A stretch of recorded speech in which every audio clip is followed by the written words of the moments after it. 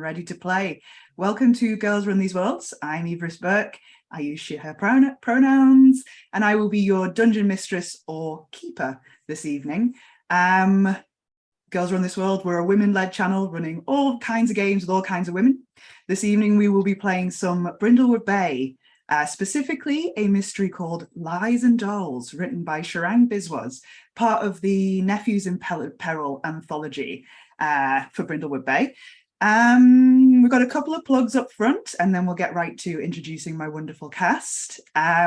First, I have to plug, we have casting open on the channel for Wish We Weren't Here, also known as Our Terrible, Horrible, No Good, Very Bad Road Trip to Save Reality.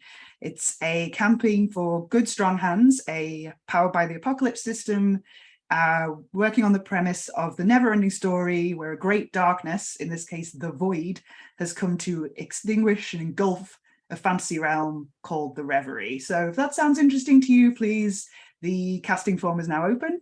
Also have to plug our creator applications. If you want to be sitting where I'm sitting, not literally, figuratively, running a game, then please give us a shout. We love to hear from new faces.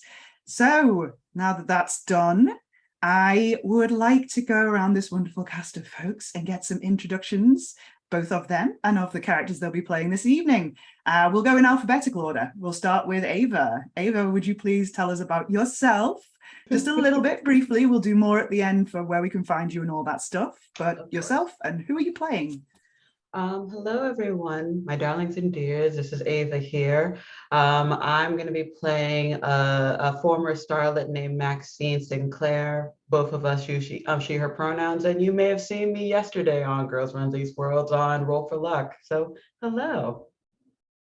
Fabulous. On to Indrani. Hello, my name is Indrani. My pronouns are she, they. I will be playing Mandira Gopalakrishnan, who is a sweet old lady who loves making meals for people. She also carries a secret little roti roller that she will intimidate people with if she needs to. And there's a ginger feline cat that follows her everywhere called Sweetie. So happy to be here. This is my first time on the channel. Yay, welcome, welcome. We love that. Awesome. Jen. Hello, my name is Jen Vaughn. My pronouns are she, they. This is my first time on the channel too.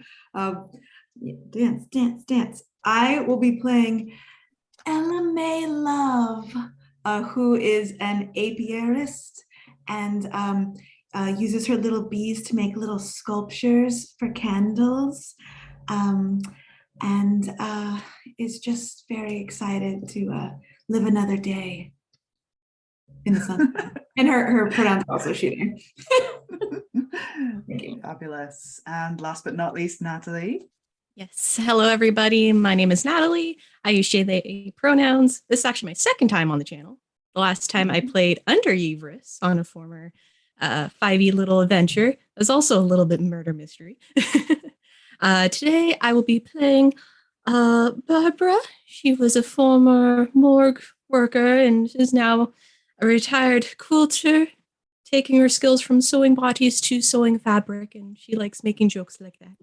So very happy to be here. Fabulous. Wonderful. I can't wait to hang out with these ladies. So for those that don't know, the premise of Brindlewood Bay is it's very much inspired by Murder, She Wrote. Our lovely cast of characters here are all part of a book club called the Murder Mavens, who've been meeting in the Candlelight bookstore for 10 years and have graduated from reading murder mystery books to solving local murder mysteries in their town, much to the chagrin of the local authorities, because they're much better at it than the local Brindlewood Bay police force. Brindlewood Bay, in real world terms, is a seaside town, tourist destination on the coast of Massachusetts. You will be experiencing my American accents, no doubt. So let's see, we have a tiny bit of character creation left to do. We left it there. We thought it would be fun to intro the stream and intro our characters a bit more by doing this last little piece where basically part of the mechanics of Brindlewood Bay is that every one of these mavens has some items in her cozy little place. But she doesn't get to pick her own. the cast and myself will pick items for each of the characters. So we'll go in the same order. We'll start with Ava's character, Maxine. Can you tell us a little bit more about Maxine? What's her cozy activity? So Maxine is a former Hollywood starlet, so big on the silver screen. And because of that whole Hollywood aspect to her, she has she's still pretty vain and likes to keep herself looking youthful. But on her spare time, since retiring from that type of limelight, she tends to enjoy her books, and in more particular, got into a bit more into the spiritual realm of things through divination and tarot cards. Fabulous. Okay. So we'll each take it in turns and say something we think Maxine would have in her home. You can add these to your cozy little place section of your character sheet. And if you use those in the narrative, they can give you advantage on a roll just one time. So that's what they're useful for. I would say that Maxine definitely has a mirror in her bedroom with those light bulbs around it for the excellent lighting. Love it. Any ideas from the cast? I think she has like a well ornate embossed like platinum jewelry box with a velveteen interior that she just displays all well organized. Lovely. Love it. I think that Maxine has a sort of vintage camera that was used earlier when she was like at the height of her fame, but is now this trinket that she remembers her passed by. Love that. And Jen, have you got anything? I think you have one beautiful statement necklace, but it's I don't want to tell you what stones it's made out of, but it's something that we've seen you sort of showing off recently. Fabulous. Okay, if you're happy with all those items, Ava, Yes, please I add am. them to Maxine's cozy little place, and we'll move on to Indrani's Mandira. Tell us a little bit more about Mandira. What's her cozy activity? What are her hobbies? So Mandira is an immigrant. She came here when she was in her late 20s, and is that classic story of like, I'm gonna find a new life here, and very quickly became known as the neighborhood's mother. She would always be cooking meals, and like it will always smell nice around her house. So her cozy activity is cooking, and you'll always see her, like if you pass by her place and stop to say hello, she'll be the one who's like, oh wait, I have a little package for you, and she'll give you like a Tupperware box full of like some roti and dal or something like that, So that's kind of what she's known for. Otherwise has led a very quiet, modest life. Okay. I think that Mandira has, because she has a cat Sweetie, I think she has a box full of cat toys in her house, if that is okay with you. Yeah, that makes sense to me. Sweetie is also a stray that she took in, for what it's worth. Yeah, fabulous. Okay. Any other ideas from the cast? I think a lot of these I thought of as ideas of like things that Maxine just gives to people. I want Maxine to gift her like a set of silver spoons, even if she doesn't use them because like they're not practical. She'll like give her something fancy. Okay. Silver spoon, got it. I think Nadira also has like a well cultivated, like a couple of trees with fruit possibly outside of her home. So when guests come over, sometimes they get to go like pick something for the table or something. So it's sort of like an interactive meal as well. I love it. Maybe there's the mango trees and lemon trees because those remind her of home. Natalie? Yes, I feel like Mandira may have this like inherited family cooking pot. It's just something about the seasoning of it that just maintains the family memories and flavors that she uses, especially for their favorite dishes. And there's just something special about it. Like a cast iron pan, maybe? Yeah. Love it. Yeah, and everything just comes out right if she cooks it in that. I love it. Nice. Fabulous. Okay, we'll move on to Ella May, Jen's character. Tell us a bit more about Ella May. Cozy activity. What's she into? What's she like?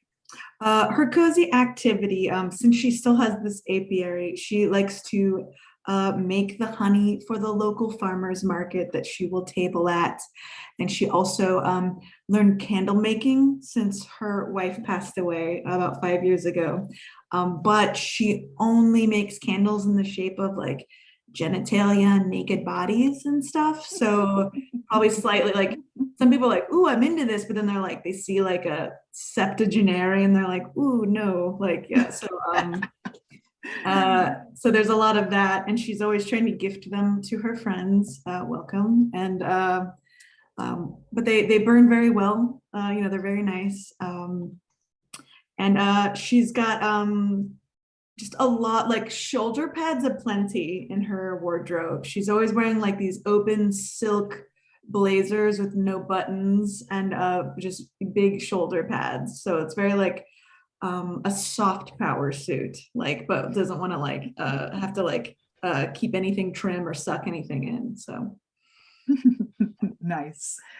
I think that Ella May has one really hideous jumper that isn't her style at all and was definitely a gift that says, if you can't be good, be careful. Oh, Lord. It's like at the bottom of the wardrobe, and she'll only wear it if it gets really, really cold. absolutely.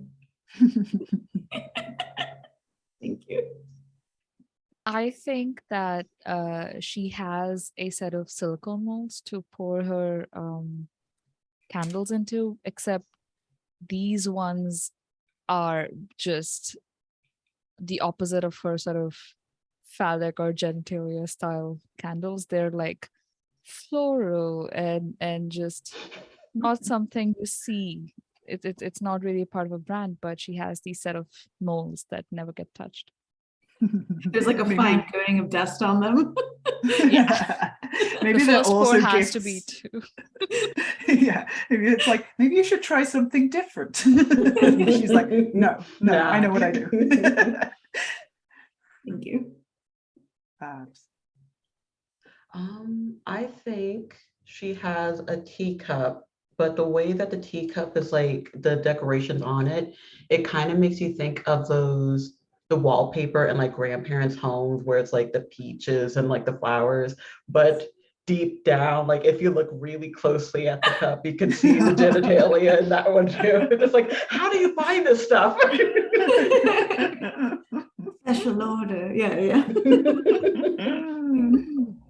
Nice. Natalie? I envision this little, well, not little, it's actually big and gaudy, but this bee-shaped brooch of gold and diamonds with its little wings splayed out. It's very much like a bumblebee-shaped bee that may have been gifted at some point, but is just very elaborate. And on those fun days where you're like, why not? You just clip it on your scarf and let it bling out. It totally like weighs everything down and I don't care. Oh, yeah. The power suit can take it. Thank you. I Nice. love it. Lovely. Great. Okay. And then finally, we have Natalie's character, Barbara. Tell us a bit more about Barbara, cozy activity. What's her vibe?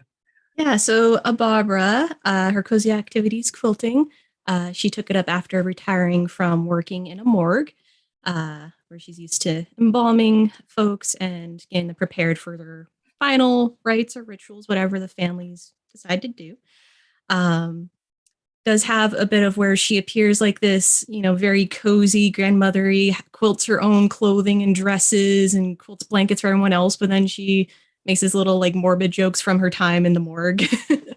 But she loves using bright colors and intricate patterns. Often invites people to come and drink tea as she's trying to sew together her next project for the next present, for the next holiday, whatever is coming up. She's trying desperately to get it done, but likes to have a conversation while she does it. Nice. Okay. Lots to work with there. I got one. If you Go on, go for it. So I think in Barbara's, they're called like fat quarters, I think, like these like you can buy like just chunks of fabric and like small squares to play with. And I think that you occasionally hide money in them for a rainy day, but then forget the money's there. So there's just notes hidden slipped everywhere. Yeah. Nice. 5 here, 10 are there. Yeah. I have one. Go for it. Do you know those sort of model anatomy statuettes that like, if there's a murder and you go to the morgue and then like the person at the morgue is like, oh, fine, I'll explain it to you in normal terms, and then they'll like show you a thing. You have one at your house. People think it's a Halloween decoration, but it's not. I feel this more for me as a player, but it'll also work for Barbara. Nice. Is it like life-sized or is it? Yeah, like, no, it's life-size. Yeah. Like you can walk into a room like, whoa. It's maybe a little bigger than Barbara when she's hunched, if she's Nice. a hunched person. Ella May puts the gaudy power suit on that. Oh, I forgot it again. So me. I think you also have one of those very big like wicker baskets that people can like put their quilts in, and for some strange reason it doesn't seem full at all. It just seems like it keeps just being like it's bigger on the inside type of vibe, so it just never seems filled. It's a quilt TARDIS. Yes. Nice.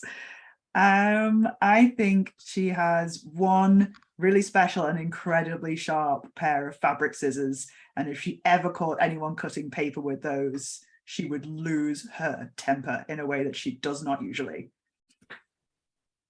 Awesome. Nice. Fabulous. Okay, so that's your cozy little places filled. So without further ado, it's time to actually introduce our game. Every game of Brindlewood Bay starts with a cozy sort of character vignette. So we kind of join the action by showing today, what is your character up to in Brindlewood Bay? It's like the start of a TV show where you've got a bit of montage of each of the characters going about their lives. We'll do the same order again. Please, Ava, could you tell us, if the camera was to zoom down in on Maxine right now, what do they find her doing in Brindlewood Bay, out and about? I think she is wearing her like one of her fancier scarves. She is walking along the shopping areas, doing a little bit of gift buying for grandchildren and a couple of friends, as she tends to do. Sometimes they seem to be just a way for her to show off how wealthy or how fancy she used to be in her former life. But she does have good well intentions, but it'll just be like really gaudy jewelry or maybe really fancy plates that no one can use. That type of vibe. Nice. Thank you. Okay, and over to Mandira. What is Mandira doing? Mandira is out on her lawn. She has a little basket in her hand and she's like trying to reach for like some fruits that are growing on her trees, but she's not as spry as she used to be. So she looks out onto the, sort of suburban sort of streets and waves over a little kid who's walking by and it's like, come here, I need your help. And then, it just becomes a montage of like a couple of kids coming over and they're all picking some fruit. And she's like, fine, you can keep some. Fine, I'll put some like, salt and spices on your mangoes and you can have it as a snack. And, it's like this very begrudging but also very secretly excited that she gets to take care of the neighborhood kids kind of vibe. Yeah. Aw, sweet neighborhood auntie. That's cool. Yep, that's Uh, her. Fabulous. Okay, what is Ella May doing? She is updating her signage for the farmer's market because she finishes her last little new mold that she will start pouring in soon. It's a it's like a little like pair of lips with like a hand and like some ample cleavage, and that's it. And it's like it's called like "Don't Get Burned" or something terrible and punny. And she's just like, oh yes, perfect. And like puts the and like has for some reason put the wick like in the collarbone. So like then the wax kind of spills over the ample cleavage. It's kind of a nightmare, Oh my. honestly. Oof. Maxine would buy all of those. Yeah. She's excited, and then she's just like, oh, I can't wait to sell these. And like and looking outside at her little apiary, she's got one sort of classic white one, like, or classic, I guess, European or what, the kind my grandpa used to have. But then she has some more natural ones that are made out of these long emptied out tree trunks with like a piece of wood laid on top as well. So she's just like kind of winking at her bees, just in case they're looking. Great. And let's now zoom in on Barbara. What is Barbara doing? So Barbara's just out on the porch, sitting in her little chair, enjoying the daylight. She has her pile of fabric beside her and her little setup so she can start continuing her current quilting project. No one can really tell if it's supposed to be a blanket or a sweater. Maybe she's quilting a tent. Only Barbara knows at this point as she grabs another square and starts stitching it in. But it's all sorts of patterns, like she just bought whatever fabric squares were left at the local craft store and just bought up all the gaudiest and craziest patterns she could find. Nice. Fabulous. Okay, so that's what you're all doing in the morning, but later on in the day, we join you all at the Sunday fish market. Brindlewood Bay is founded as a whaling town. It still has a good fishing industry, but largely a lot of stuff is touristy. So the fish market in Brindlewood Bay is not just a working fish market, it's also a place where tourists come to stroll, browse the counters, there's deli counters, it's light and airy. It's still not a great smell, but it's as nice as a fish market gets. So you're all there together browsing when you hear some strange gossip. The owners of the Seaside Bed and Breakfast, a nice little place on the coast, who always come to buy shrimp, have not come today, and it turns out they've been detained at their place of business. Further probing reveals that this morning there was a murder in Brindlewood Bay. The body of a visitor was found at the Museum of Brindle Dolls, a tiny place that houses a collection of historic locally made dolls. Apparently, one Professor James Edwards arrived in town with a handful of students, just 3 students, a few days ago to study some local history. And this very morning, the museum's curator, Dr. Chanel Brown, discovered the poor professor lying lifeless in the main gallery of the museum. The gathered crowd is shocked by the retelling of this story. The professor and his students were staying at the Seaside Bed and Breakfast. So that's where they are. The police, the sheriff's department and his deputies have begun their investigations. One of the groups sort of notices you all standing there and says, "Oh, don't you have that little club? Isn't this your sort of thing?" As you're listening, you hear various names brought forward as people are like say, "Oh, Bet it's one of his students got a bad grade and took revenge. You hear the names of Mary, David, and Angela, his 3 students. Professor James Edwards' 3 students who've been brought to town and were staying at the bed and breakfast with him. You also hear Dr. Chanel Brown, the curator of the museum, implicated. Oh, it's just her there overnight. Surely she would know what had happened. But you hear somebody else say, oh, but then there's that strange security guard, Bill Findlay, strange guy. Always really odd to interact with. So there are your suspects. You have the good curator, 3 students, and the security guard. So yeah, that starts off your mystery. What do you think? I take my phone out, and it's an old Nokia. It's a touch screen. It's not that bad. Yeah, Oh. but it has WhatsApp on it, right? So I pull up this, I go through like spam and spam and spam, and then I pull up our group chat and I'm like, millions. Takes me a whole minute to type that, and then assemble, because I'm like using one finger to type it.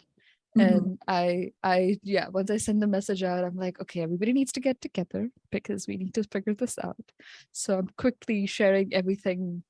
I'm sure everybody's overhearing bits and pieces, but I start sending like Mary, David, Angela, Dr. Chanel Brown, Bill Findlay, all of these names, all on our chat, just so we have. Yeah, you're getting all the details written down somewhere where you Mm-hmm. can share it. We have an establishing question as well, and I'm going to direct this at Maxine as the one with the slight interest in the occult. What weird rumor, folktale, or ghost story have you heard about this museum of Brindle dolls, this doll museum? One of the strange rumors that I've personally heard over my time here is that the creator of some of the more famous dolls was an odd man. I can't really quite recall his name, but the story behind him is that he fell in love with a beautiful maiden, and that she fell in love with someone else and was spirited away to Europe or some other fancy country, who knows. Yes, I know Europe's not a country, but and he was just so obsessed over the loss of love that he kept on creating dolls, trying to find something that replicated her in a way. And the poor bastard his heart just couldn't take it because he just could not perfect her beauty. And maybe there's a little bit of life in there. Who knows? That's all I'm saying. That's all I'm saying. That's all she had. Amazing. Okay. So you meet back up, you have your WhatsApp chat, you have your details. Yeah, we're all like probably cornered nearby one of the other booths or stalls, and like LMA asks the others, well, who do you think we should question first? Well, The security guard, I mean, his job is to secure. Yeah, he didn't really do a good job, did he? No, not really. Yeah. we shouldn't say that to his face. I don't think he'd take kindly to us if we do that, but I agree. Yeah. Of And then course. maybe the students, in case they try to leave town, because they're not from here, right? Well, if the police were to do their job, they would keep them here until things are ruled out, but who knows these days. But when have they done their jobs, honestly? Of I mean, course. everybody says that we've been picking their slack up for them. So Of course. Honestly, I can't believe this is the first death there. I mean, I'm surprised he was murdered. Those dolls are so ugly. They will give you a fright. You've been there, right? You've seen them makes with you your wonder yeah, how right? pretty that girl was in the first place. Yeah, what This did is she his look best like? attempt. Yeah. I'm they have a type of charm to them. Yes, if you squint your eyes and shake your head back and forth, yes, absolutely. He was a Very cute weirdo. dresses, though. Yes, fantastic fashion. Well, None of us happen to be the descendant of the person that made these dolls, are we? Just checking around the group casually. Okay. Oh gods, no. But- I'm not even from from Maryland here. originally. No. To be clear, the dolls aren't all made by one person. They're Yes. made Yes. locally, but over a long period of time. So that's it's historic interest in theory. I'm not related to anyone here. My family's from Maryland. Good grief. The other C state. Well, all right, girls, let's beat cheeks and go speak to Bill. And shuffle along. Okay. I So- lean over to Barbara as we're walking. Beet cheeks? Like beetroot? I don't understand some of these things that Ella May says. Sometimes you don't want to. I I had that feeling. just smile and nod, my dear. Smile and nod. Oh, I did bring some mangoes that the kids helped me pick out this morning. Oh. And I Oh, take that's so again lovely. Tupperware boxes, start passing them out to all the mavens. Put it in my They're giant spiced purse. with like a little bit of chili powder and some salt. Yes. So it's like this tangy, sweet, salty snack. So Fabulous. it's come from your And you- garden. They're delicious, I'm sure. I am positive that they are amazing and juicy, and you eat them as you're sharing theories and discussing previous history with any of these people as you head over to the Museum of Brindle Dolls. You know where it is. It's kind of on the outskirts of town. It's a tiny place. So you get there and it's kind of like, it's one building with a the houses the museum, two-story building, and next to it is a kind of one-story kind of standalone gift shop. Where are you headed first? Both look shut up and you don't see signs of life. Hmm.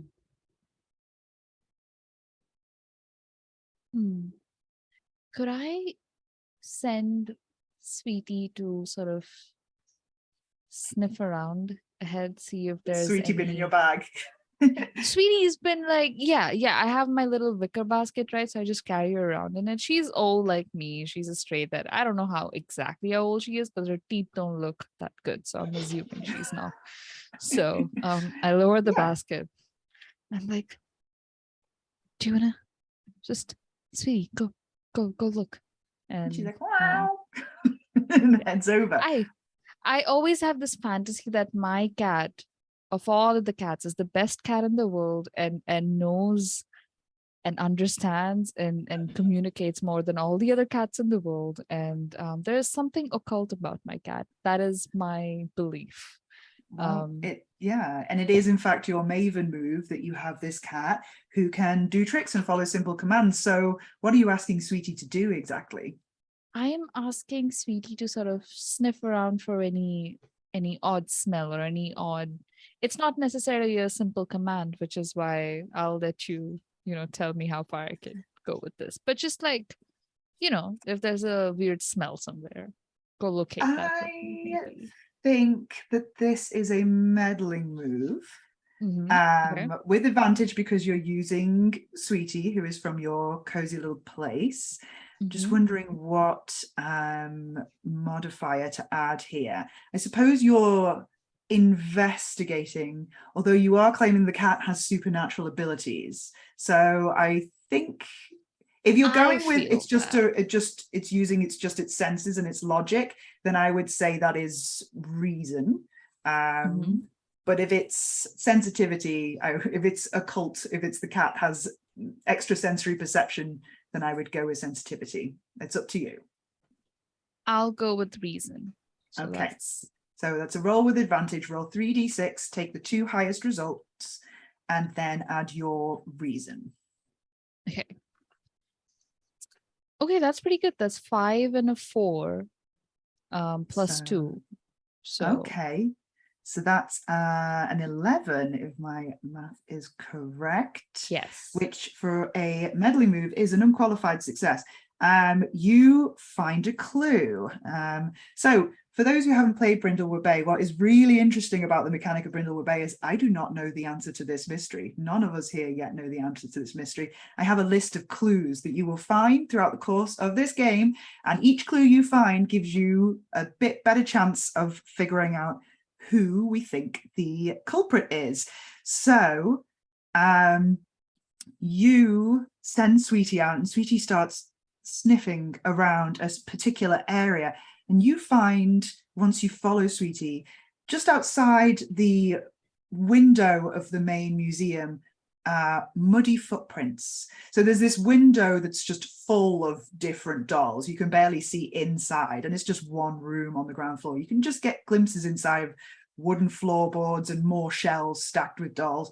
But just in the mud outside this window, you can see muddy footprints. Good job, That's your Sweetie, and I'll give her a first little clue. treat for leading us here. She rubbed up against you lovingly. LMA pulls out like a little, actually, no, she nudges Natalie. I'm sorry, Nana, sorry. She nudges Barbara and says, don't you have one of your measuring tapes or something? We could measure these feet and see how big they are. Oh, I might have something in my old medical bag. And Barbara does tend to carry around her medical bag from the old morgue days and starts going in, her little arms seeming to sink into it. And she pulls out, you know, the kind of old-fashioned measuring tape used to measure heights on people. She shuffles on over. It's like, oh, okay. And oh, okay, hang on.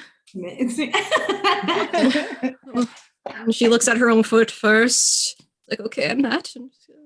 Excellent. And Measures the other one. And like feels the dirt or mud, to see how soft the print is, or if it's hard, like it's been there for a while and caked under the sun.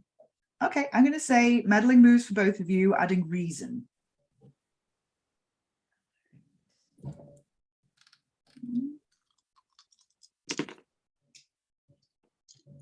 right.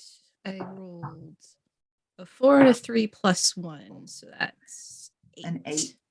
Okay, I so rolled that the exact same thing. okay, so they are both success with a complication. So I'm going to say the success. So you each get a clue because you both succeeded on a roll.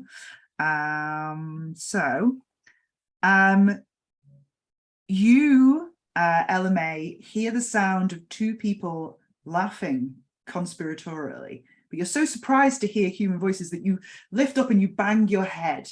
I'm going to give you a condition. You are dizzy. Conditions in this game give you disadvantage on rolls if they are relevant. So for the next little while, you're a little dizzy. It'll wear off, but a bit dizzier. Yeah. Dizzier than usual. Yeah. And Barbara, let's see, you're measuring the footprint, and it's kind of hard to measure because they're kind of scuffed, and because it's mud, they've slipped a little bit, so you can't get like a clear measure on what exact size this is. But you find just on the ground outside a crumpled up bit of paper that just on instinct you unfold, and you find a receipt from the gift store for a very expensive item. It's not clear, it seems to be a doll from the listing, but somebody has paid a couple of $100s for something. But as you're looking, the complication is that the door to the museum swings open and somebody comes out and says, "Who's that there? What's going on? What are you doing out here?" And you see a crime to walk? you see a gentleman roughly standing in the door. You quickly surmise that this is probably Bill Findlay, the security guard. He's gruff, kind of squinty eyes, an old flannel shirt and worn pants.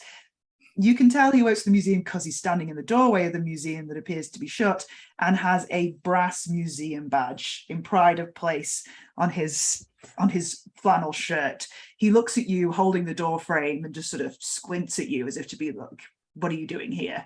and he's waiting for your response. He looks at Maxine and she says, "Is it a crime to walk?" as if he half thinks it is. LMA immediately looks at his shoes just to double check. I mean, it would kind of make sense. Do they look They're like pretty grubby. They're work boots. They're Mhm. not caked in mud because he has, after all, been inside, but they're not clean. Hello, Bill. You remember us? We are and then LMA thinks better of saying what their little name is. Just some local wise women out about town, caring about the community. And LMA is like slowly trying to push everyone in while like being gracious, like past Sort of like Bill. in the doorway. I need you to make I think this is a day move because you're trying to basically get into this space, right? I think I want you to add presence to it now because you're basically trying to use your force of personality to barge this man out of the way. What I would like you to do is to tell me what you're worried will go wrong if you fail this roll. I guess I'm worried he will not speak to us anymore and lock us out of the museum. Okay, you're worried you're gonna like just really overimpose on this person and make an enemy. Okay, we'll see how it goes. Could we offer assistance in a specific way? I was gonna ask. Because I was thinking of while Ella May is doing that, Maxine will just like kind of do like the swooning motions, like, and of course we heard of such a horrific thing that happened, and because you do such a wonderful job for our community, we just wanted to make sure you were all right, sweetie. It just does my heart so good to know that you are okay. And I just wanted to know how you're doing in this situation. Well, this is I'll follow up with that immediately by snatching the Tupperware out of like LMA's hands and be like, "We even got you some fresh fruit just in case you haven't eaten yet." Did we? I mean, yes. I pull out a little tiny quilted handkerchief. It's like, I'm sure it's been such a tough job handling all of this. He takes the Tupperware and the handkerchief and kind of looks at you. This is kind of perfect because LMA has rolled a 12, I've been informed, which is, top tier. That is very successful, which means you get an extra advantage. So not only does he back out of the doorway and allow you in, he's like, "Gosh, that's nice of you. I've had such a day." And just starts like wiping his brow and sort of tries them. And he's like, of course. He just Dad, couldn't forgot to believe it. touch your eye with the chili. Oh, sure. The dolls are so upset. It's just been such a day. Not the It's dolls. Oh unbelievable. my goodness. The dolls too. Oh my goodness. They just want peace and quiet, and this all this mess, these people tramping through. I mean, at least it's closed today and there's no tourists, but still, it's just. Can you feel it? Can you feel how upset they are? Of course. I can feel it in my very soul. The Lord is just filling me with so much grief of the dolls. I just can't believe that this is happening. LMA is looking at Maxine and just like, no, I do not. I'm not absolutely. She knows what she. So you've pushed your way in. You're basically, it's just one room in the main body of the museum, and you are in the main gallery, and you can see the chalk outline still left there of where the body was found, and just this room full of dolls. We're going to do a paint the scene right now. So the description I have here is: creepy is an understatement for the lone gallery in this out-of-the-way museum. The walls are lined with dolls of all shapes, sizes, and materials. Their blank stares judging you silently. I'm going to say perhaps Barbara. Which doll do you remember from your childhood, from a visit here that you maybe paid when you were a kid, if you were holidaying in Brindlewood Bay, or even if you were originally from here? So I remember this little Victorian doll, pale, practically pure white skin, but rose painted cheeks, green irised eyes, long, tumbling brunette hair. She has a little red kind of hat and velveteen with a matching velveteen dress and white lace skirts. And underneath, they have little, almost knee-high leather booties. Hmm.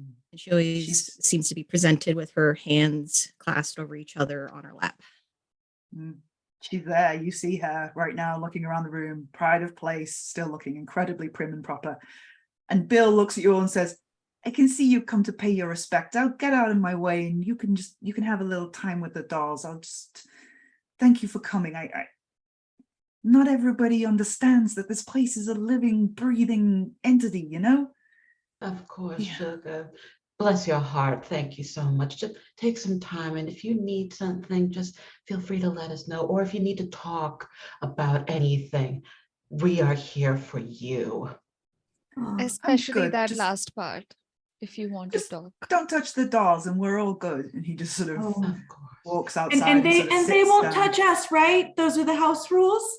LMA sort of like screams. Just, don't touch the dolls, and sort of heads outside, takes a seat and sort of chomps on this mango. Obviously you've won him over. He feels safe leaving you alone in this space. You are alone in the creepy galley full of dolls where the body was found. What are you doing? LMA will turn to everyone, first of all, looking very cross and said, when I bumped my head, I heard the sound of two voices. I think there are other people here, or God's bless it, these dolls are alive. Generally, a good rule of thumb, just in case they are, don't be rude to them. Have you heard of Robert the doll that's in Florida? Same general principle. Don't be rude, and they won't do anything back to you. So Okay, thank you. don't make any crude jokes in front of them unless they specifically make a sign that they want to hear a crude joke, just in case. What does that sign look like Um, again, Maxine? Oh, knocking something over. Okay. Oh, we're If all they dead. if they throw something, it's bad. If it just knocks over lightly, we're good. Well, just so you know, there might be other people here though, so. Oh, probably, but also it could be the dolls. But maybe It's we should fine. stay together and walk around, take a look around the museum. Yes, yeah. Question mark. I wanna observe this chalk outline. I want to see how the body may have been lain. It's too bad the body isn't here. I would have gotten more information from that. Okay, all right. So Barbara can make a meddling move using reason to see if she finds a clue there. Mandira can also make a meddling move just to generally look around if she would like. Using reason, I think, just to look around and see if she can deduce anything from the surroundings. So I rolled a 5. A 5. Okay, that is total. a miss, and you hear footsteps coming down the stairs. There is an upper floor to that, and you can hear shoes clomping. Somebody is approaching that isn't Bill. But first we'll resolve Mandira's roll. What did you get? Mandira rolled a 6 and a 4, so 7, 8, 9, That's 10 plus 2 for reason, so 12. 12, amazing. So for a 12 on a meddling move, you get a clue and also a void clue. So this is a clue to the current mystery and also a clue that hints at some of the darker things going on in Brindlewood Bay. So you basically, as you are looking around the room and you hear these clomping footsteps, you hear a voice of somebody on a phone saying, "No, we are not going out of business. We're just having a bad morning, sir. That's very rude," and just puts the phone down. That is your clue, the rumor that this place might be going out of business. You're turning to pay attention to that, but as you turn, you catch something out of the corner of your eye. It's a painting that you saw a second ago of woodland creatures just on the wall somewhere, and you looked away from it for a second, and you look back, and one of the creatures is dead at the center of the scene, and the other creature's looking over it. It's eerie. You swear it was not that when you first looked at it, but you're distracted immediately as a woman enters the room and looks surprised to see you all. This is a woman in a navy pantsuit with a colorful pattern tie and a prominent afro.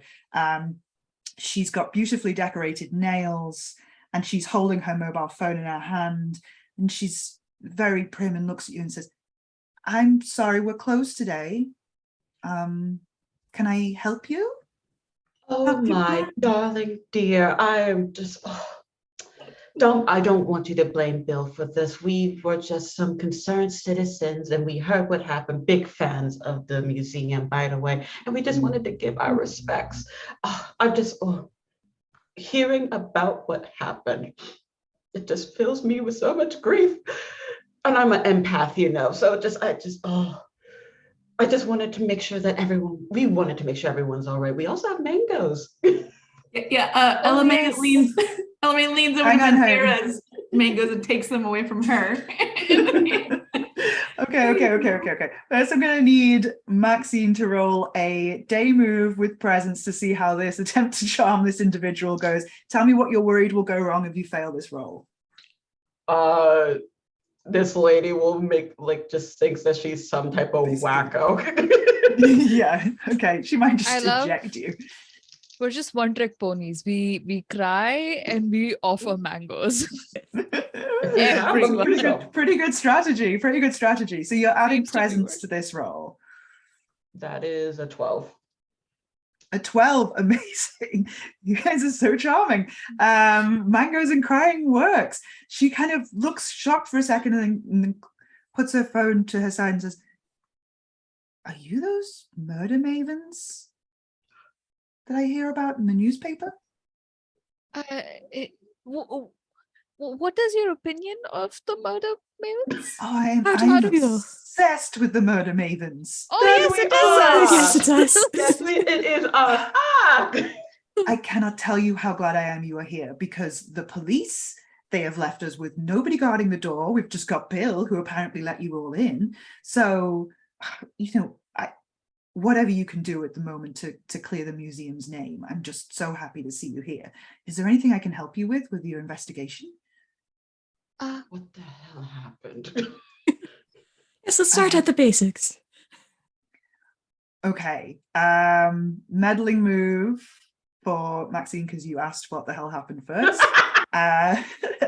And I think this will be presence again, because this is about relating to a person and getting them to open up to you. 11. Okay, so that's a really good roll. So you will get another clue for that. Let's see. Just too many tabs open right now. So,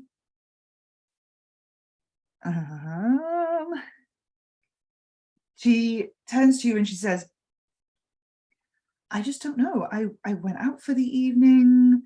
I live upstairs, and I went out for the evening and I came back and it was dark. I don't normally check the gallery really before I go up to bed. I don't check on the dolls. I leave that to Bill. He's a little obsessed. So I went upstairs, I went to sleep, and when I woke up in the morning, I came down and there was a body in my gallery of a man I only met once, and I don't really know what happened. The only thing I really found after the police left," and she turns to a table nearby and gingerly picks up this small form and hands it over to you. Just this one doll had been smashed, and she hands you this doll with a fractured head. You can see into the hollow of its porcelain head, and its hair is disarrayed. And I mean, I can repair it. I just don't understand why one doll, nothing else disturbed really. And I don't know if he was, it's so creepy to think he might have been here all night while I was sleeping. It's not a lot better to think he was murdered while I was upstairs. I don't know what happened. It's really unsettling. Oh, sorry. Can we look at the doll? Like, what does it look like? Is it a specific? So I realize I've got something. She goes, I'm Dr. Chanel Brown, by the way. I completely forgot. I'm a bit I starstruck. assumed it was her. Yeah, we gathered as much. Mhm. Oh, It's you're so so nice to smart. meet you. You Charmed, run such a charmed. nice establishment. Thank you. So the doll is kind of not that exceptional. She's kind of, you can't see, she's not nearly as fancy as the prim Victorian velveteen outfit doll that Barbara caught Barbara's eye when she was a child. This is a woman dressed in very plain, sort of almost pilgrim outfit with a kind of apron and kind of little boots. Her face is cracked, and the curator, Dr. Chanel, sees you looking at the doll, and she's not a lot to look at until you kind of peel back the sleeves and the knickerbockers, and you kind of pull them back a bit, and you see on the arms and legs of the doll there are kind of like painted on very delicately sort of sucker marks, as if she's been wrapped around with octopus tentacles on the porcelain. These strange markings, we don't really know what they're about, but yeah, I don't know why that doll, I assumed it's been damaged at some point in storage. All of these dolls here are locally made, right? Oh yeah, that's it's one of our older ones, but not the oldest. Is this the only one that has those markings, or are there others? Oh, Is this a yeah, signature to my style of knowledge. its maker? No? It's a mystery. It's part of my studies here to figure out these sort of things. I don't currently know. It's hard. I'm not even sure who the maker of this one was. We don't have good records on it. It's long enough ago. Hmm. Do other strange things happen here? Because that painting, and I turn to look over at the painting with the woodland animals. They're back to normal. Is that how it always looks? That one? Oh, yeah. Why? Squint my eyes. Do I like you've never Stubbornly seen refuses to show you what you saw before. it's never seemed any different, because I swear maybe it's just me because I'm a little spooked out right now, but one of the animals was dead when I glanced at it, and now it's not, and I'm just feels a Do you little know, strange to me, that's all. No, I've Is it never one of those- seen that. Some people do find it Lenticular? strangely. No. I'm sorry. Lenticular. Right, where you look at it from one Mhm. angle and it's doesn't seem that way right now. Fascinating. Yeah, I mean, personally, I find it a little menacing. I couldn't tell you why though. There's something about the animal's eyes, and I mean, I've always thought of taking it down, but when I kind of inherited this post, I've been anxious about touching anything, especially because Bill gets so particular, and he's already not very happy with me because I'm new. Oh, so you kind of also inherited Bill with this as well. Oh yeah, Bill's been working here, I don't know how many years. He says he was born here. What's the story on Bill? What's his whole vibe, his situation? Besides being very, very, very dedicated to these dolls, who are very lovely, by the way. You're so lovely. They deserve every bit of Bill's still dedication. outside. No, we're talking to the dolls. Oh, they're talking to the dolls. Very Yes, good, very good very point. lovely, very lovely. She just says, you know, there's been so much animosity since I came here. There's just not a lot of common ground there. He's very dedicated to the dolls. He says that this place is a living thing and that its bones are his bones. It's kind of creepy. I mean, I've only been here 6 months, and it's not we don't have a very good working relationship, but I do trust him to watch the dolls, because I mean, if anything happens to them, I haven't shown him that one yet. I don't know what he'll do. What? Go back just a tiny bit. The bones are his bones. When has he Yes, started saying this? it's just a What the thing he hell? says. Yeah, I know. I mean, I don't know if I could fire him for saying creepy things. Plus, not a whole lot of people are lining up to do night work at the doll museum. Fair enough. Mm, Wondering. bones. So you said you only met the professor once. What was that interaction like? What did you talk about? Meddling move to see how much she'll tell you here. She will answer you. This is a friendly conversation, but I'm just wondering if you're going to get a clue or not. Okay. Is it still with reason or? I would say presence because you're using your, your conversational right now. Ooh, it's double sixes, and I have a Hey. zero. So Nice. Amazing. Amazing. Cool. She says, well, he came and he came here with his 3 students. I guess they're kind of here for Esther credit. And he kind of showed them around. His whole deal was this this modernization of pastoral America that he's publishing, this book. I don't quite understand his kind of scholarly area, but he's very into American folklore. He was fascinated by the dolls, very excited to come here, show the students, very engaged, has a lot of interesting theories about the background of the dolls and the history and their meaning within the culture of the area.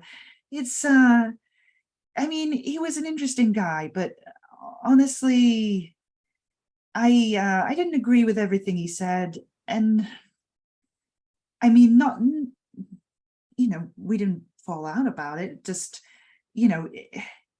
What type of he, things did he say that you didn't agree to? well, he came with this, and she pulls out this pamphlet from her pocket. This pamphlet that you can see is locally published, and it's a pamphlet, The True History of Brindlewood Bay's Doll Collection. And she said, it's a lot of stuff, and it kind of disagrees with our kind of general take.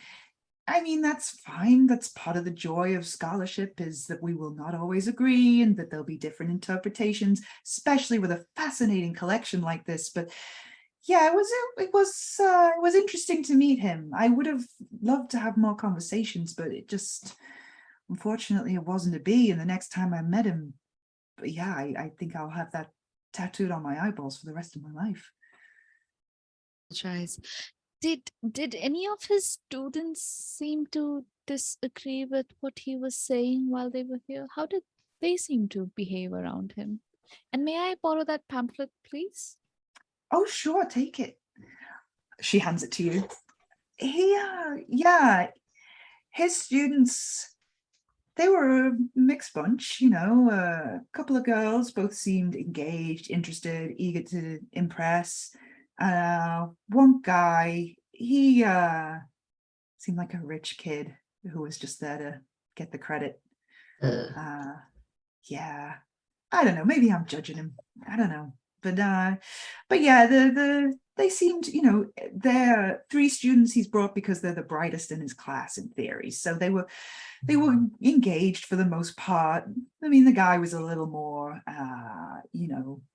laughing and joking, not taking it so seriously. But a lot of students don't, and I understand it's dolls. People find them creepy. People find them strange. People find them humorous sometimes. Not anyone Make we jokes know. about horror movies. It's we hear it all.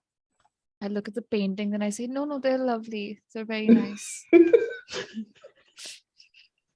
Well, hey, they're not for everyone. I understand, but it's a good job. I mostly like it. I mean, we're having a hard time this last day. I really hope you can figure this out, because our reputation doesn't need it. Are you having troubles otherwise? Forgive Meddling me. move. Meddling Here, with eat a presents. mango. Yeah. Eat a mango as you She think nibbles about on that. it and Mango looks move, concerned. Oh, that's I'm rolling really well. You all are. Yeah, I rolled an 11. Am I An rolling with 11. presents? Presents. Yeah. So that's just a straight 11. That's a straight 11. She's like, yeah, it's been slow. It's been slow. We've not had a lot of good publicity in a while. You know, kids these days don't really want to go to a museum at all, never mind a creepy doll museum. It's yeah, we've been struggling a little. I've taken a pay cut. Bill works practically for free. It's not ideal.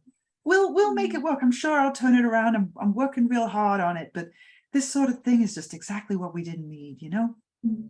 Ah, I look at my friends and I very softly say, sometimes some people say all publicity is good publicity. So Exactly. Just get it on the internet, say someone died here, there's maybe weird magic afoot. The true crime community will eat that up. LMA maybe. nods. There is a sector of it's called dark tourism, and they're very much into this sort of the creepy doll vibe. You could go to.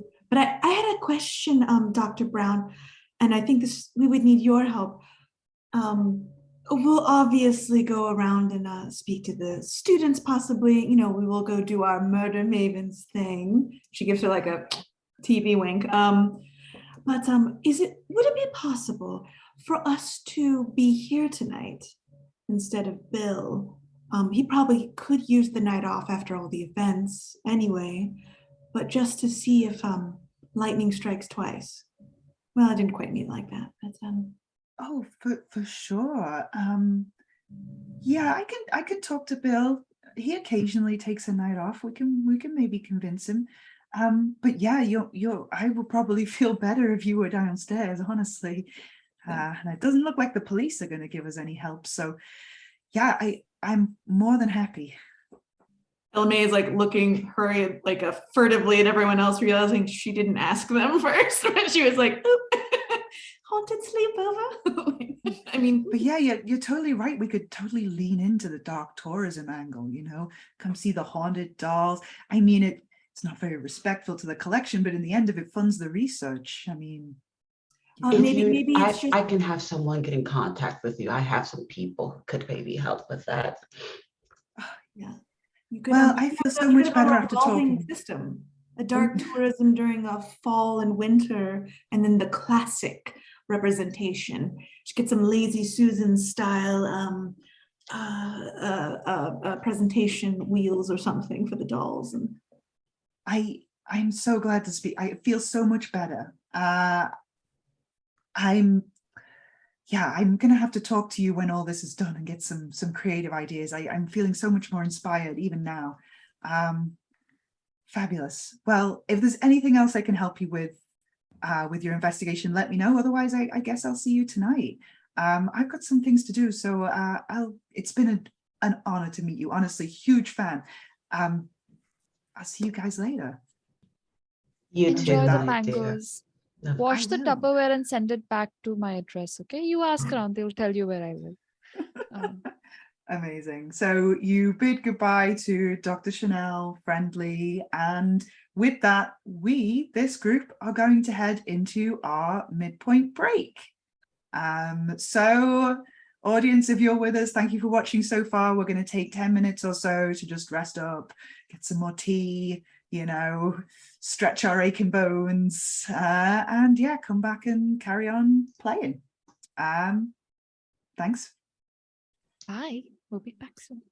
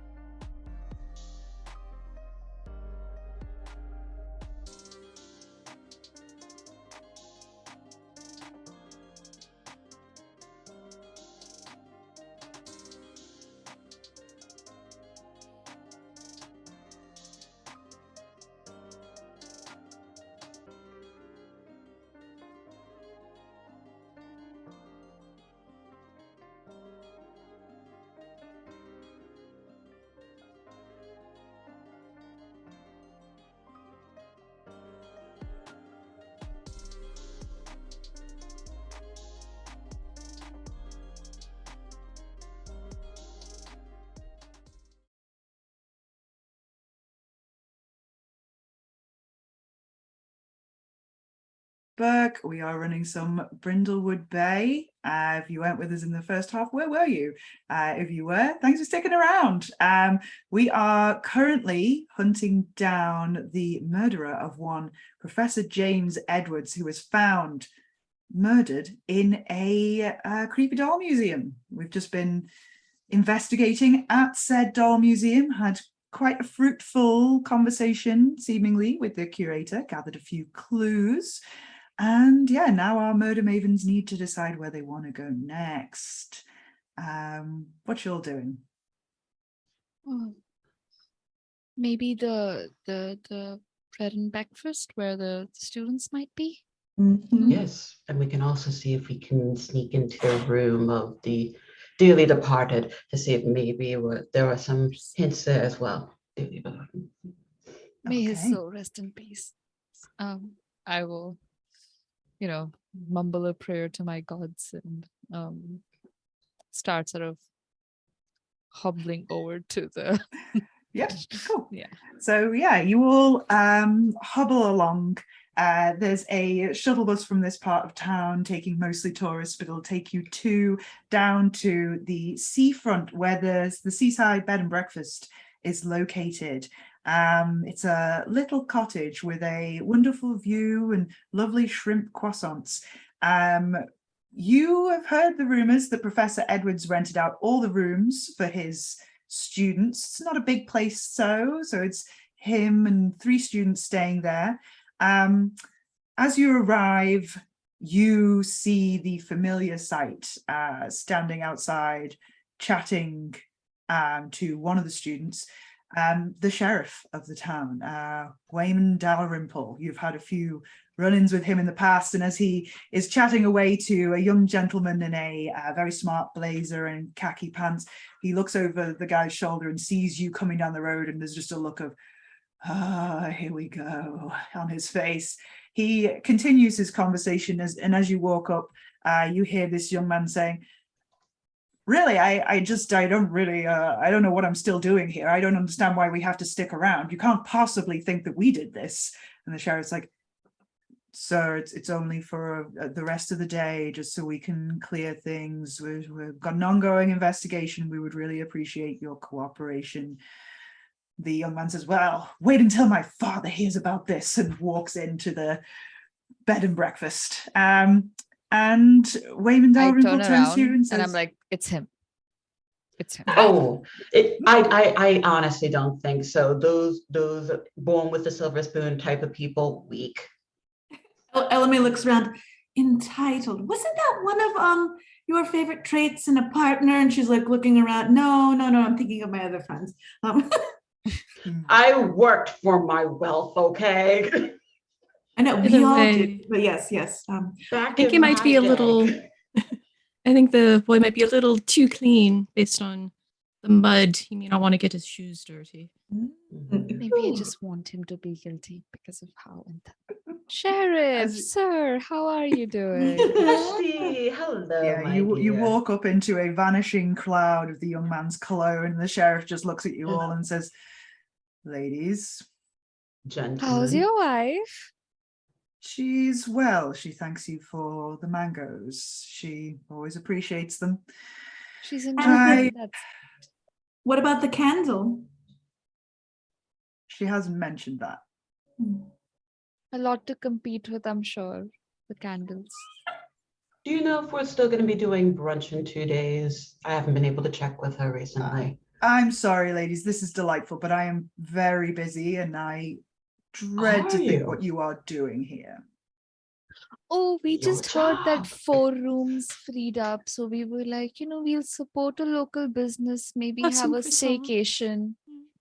staycation. We've been saving our dimes, Sheriff Dalrymple, and we just it's fun to be a tourist in your own town, Of course. Support some friends. I heard they I have think- shrimp croissants here. They're delicious. I think you I all would know stop perfectly being well that there will be no free rooms in this bed and breakfast until the investigation is closed. Did we say anything about free rooms? We were willing to pay because we care about our community and our course, we friends. always You give know what back. friends are, correct? I'm going to leave you to it. I've got police work to do, but just try not to traumatize the students, okay? Enjoy And your if you learn donuts. anything that we don't know, please share your information. How would we know if you don't know? Why don't you tell us what you know and then we'll know what you know. So then we find out when you don't know something, we'll come and tell you. Here, have a mango. Meddling, Yeah, here's a meddling mango. move, And meddling then we move with all as one presents, say, please. you know? You know, eat a mango while you think on that. Okay, meddling with presents. Mm-hmm.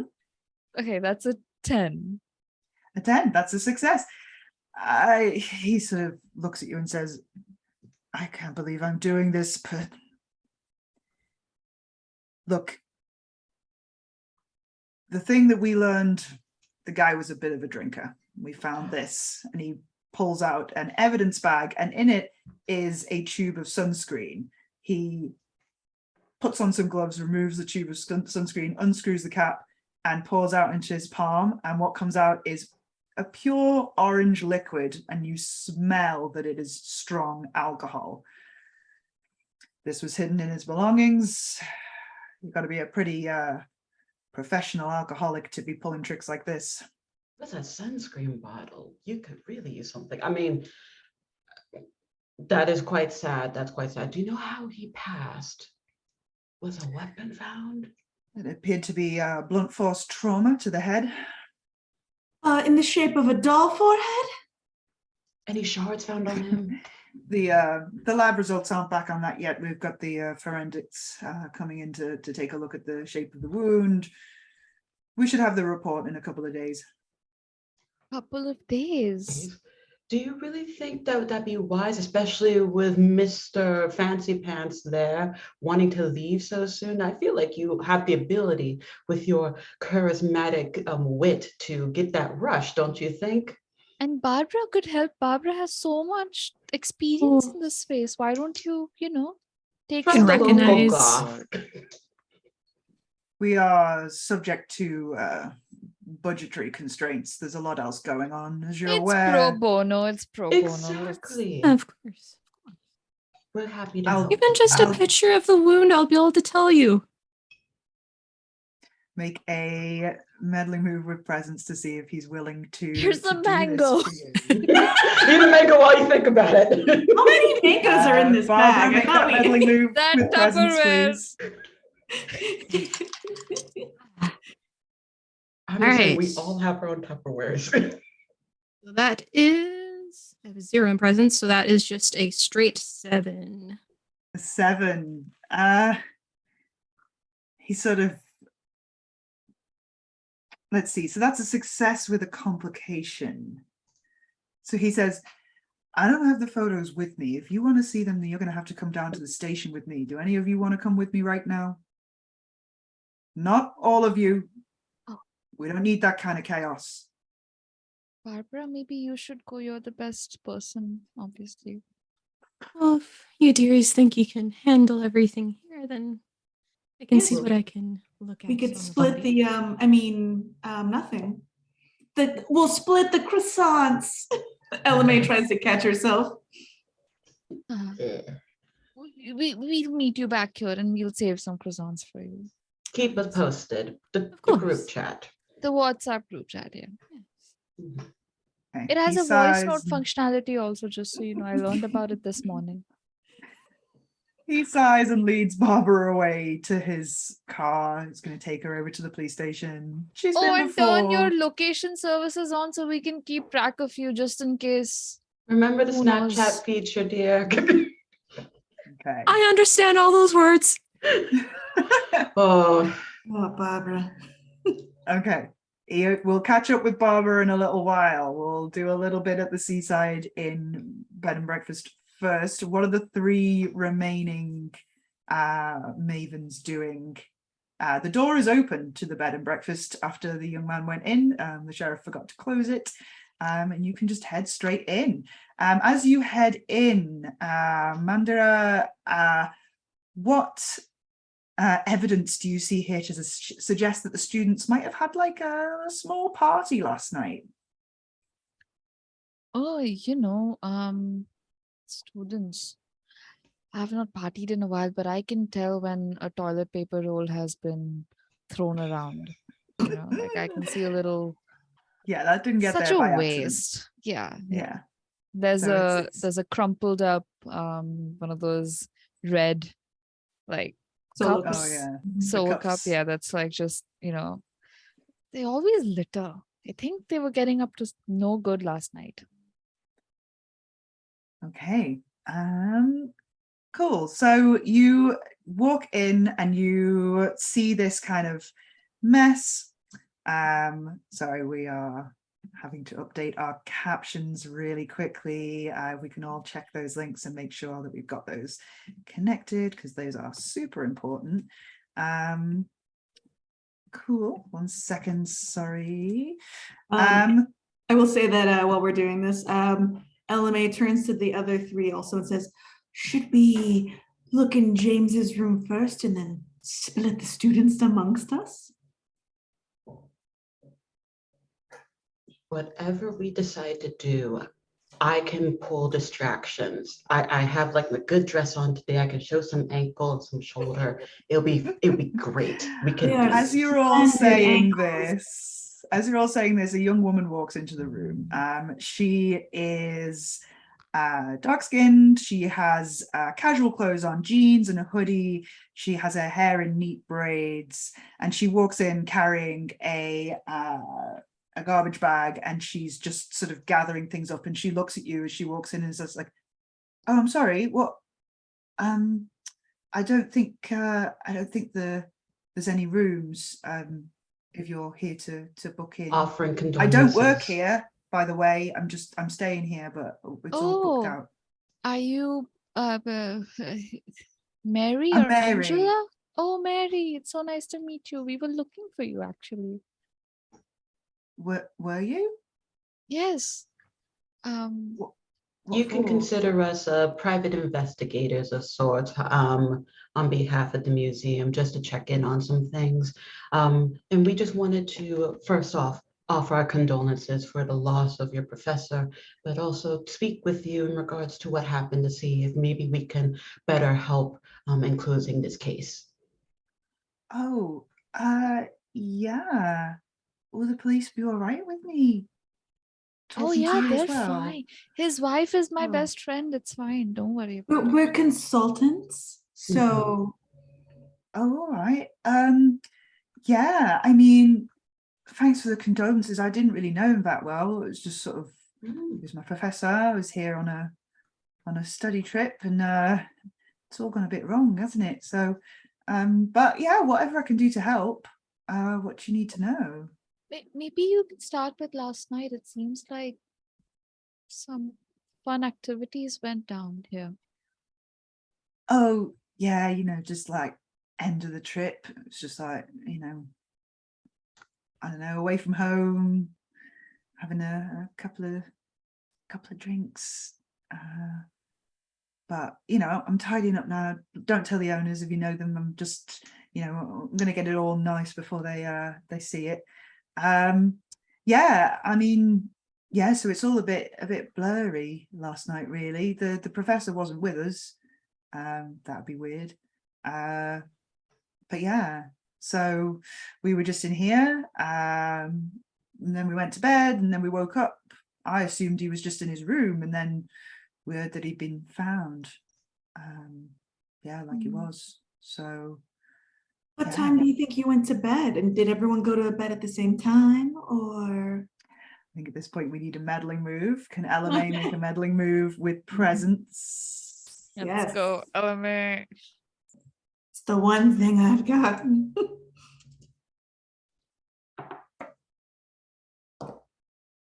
I got an 8. And a 4 + 1. Okay, so you got an 8. That's a success with a complication. So you get a clue. She's kind of like distracted as she's talking. She's looking at the mess and just sort of going through things, and she's sort of like, well, so Angela and I were sort of up until, oh, I don't know, probably about 2. I think David was up a bit later. And then she finds a piece of paper on the table and lifts it up and goes, oh, this is weird. what is it? Oh, I don't think he meant to leave this out. And then you look over his shoulder and you see an essay with loads of scratchings out, loads of red pen and marks and a failing grade on the top.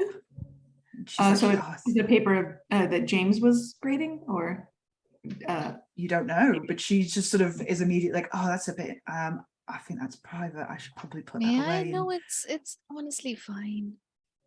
That's probably evidence that would help solve this. Oh no, it's just an essay. It's just like, Oh, Do we see a name on the essay when we look over our shoulder? You, because it's a clue, you see David's name on it. It's like, oh, I just, it's, are you close with this David fellow?